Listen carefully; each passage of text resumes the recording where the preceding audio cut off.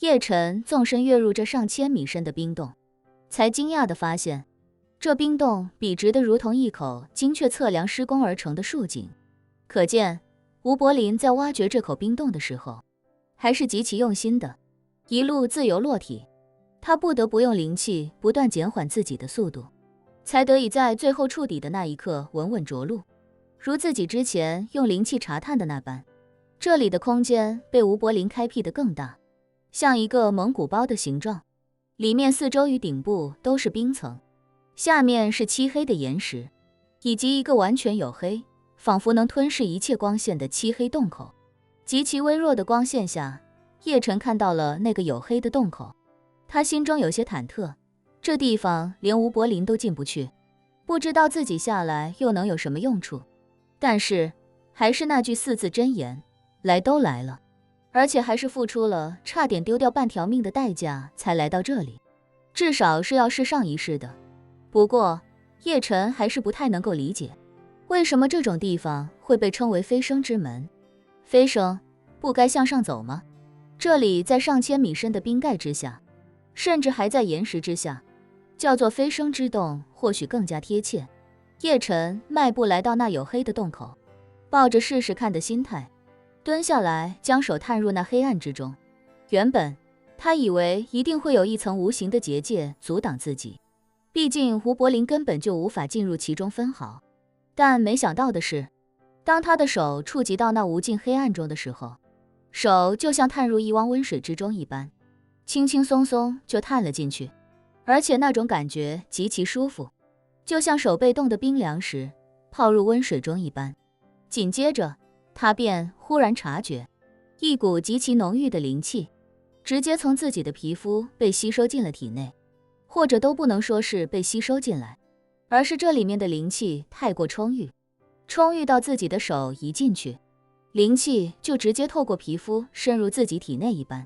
如此浓郁的灵气，他自打悟道开始还从不曾经历过，哪怕是服用丹药也没有这般浓郁充盈。叶晨不禁喃喃自语，这里面究竟是什么地方，竟然能有如此浓郁的灵气？就在他疑惑自语的时候，已经有大量灵气主动渗入体内，让他体内灵气从5成补充到了8成。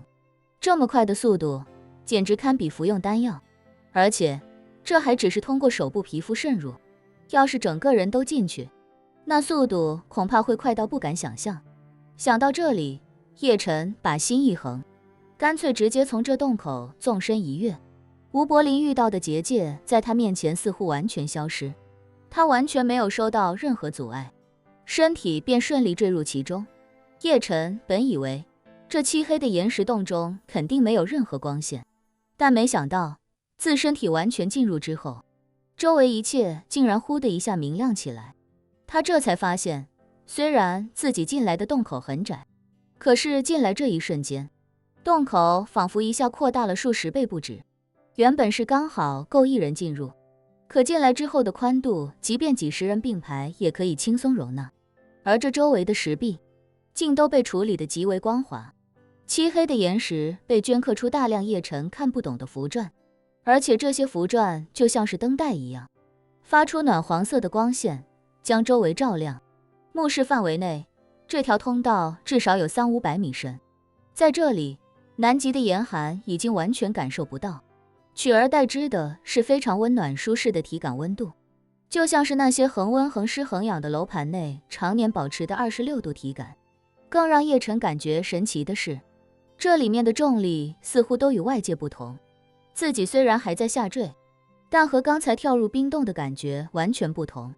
跳入冰洞时，他需要不断用灵气减缓速度，否则上千米的重力加速度，坠落地面时的力量，即便叶晨也没有把握能够承受得住。可是这里就不一样了，虽然也是几百米深，但下坠的过程中根本不需要自己控制速度，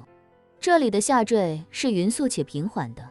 就像是在水中自由潜水一样。叶晨如一片落叶，缓缓地翩然落在石洞底部。这下面的世界才是真正意义上的别有洞天，因为在他面前出现了一条至少10米高、直径20米的宽阔隧道，隧道如那条垂直的石壁一般，被打磨得极为光滑，同样有许多符篆散发着光芒。叶晨走到隧道石壁跟前，伸手触摸那符篆刻纹里的神奇光线，却惊讶地发现，这光线之中竟然充满了浓度极高的灵气，似乎这里面充沛至极的灵气全都是从这些符篆刻纹里以光线的形式散发出来的。叶晨心中惊骇无比，如果这真是末法时代之前的修士所见，那这至少也有上千年的历史。这些符篆究竟靠什么驱动，能在上千年的过程中不断释放着如此浓郁的灵气？不等他研究出个一二，他便看到在这条隧道的尽头处，似乎是一个更加广阔的所在，而且那里面的光线比隧道要明亮得多。于是他赶紧加快步伐，穿过这100米长的隧道。当他走出隧道的那一刻，眼前的景象简直让他不敢置信。眼前是一个至少100丈宽、110丈高的立方体空间，在隧道中只能看到这空间的一面，所以根本看不出实际大小，唯有站在隧道出口，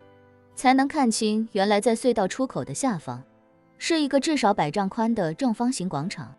那广场铺的全是古朴湿润的大块条形青石，更像是华夏的产物，而非南极。更让他震惊不已的是，下方100丈宽的正方形广场中央，竟矗立着一座4方形宝塔建筑。这建筑目测至少有50丈高，雕梁画栋，威武雄壮。那些木质的结构，历经不知多少年的岁月，竟完全如刚做出来一般崭新。所有漆面都圆润光滑，看不出半点斑驳，甚至连一条皲裂的纹路都看不到。叶晨忽然觉得这东西有些眼熟，似乎与当初自己神游盛唐长安城，亲眼见到的初代大雁塔神寺，也与自己从罗斯柴尔德家族手里得到的4方宝状神寺。他心中一片骇然，莫非这地方与4方宝状还有着某种联系？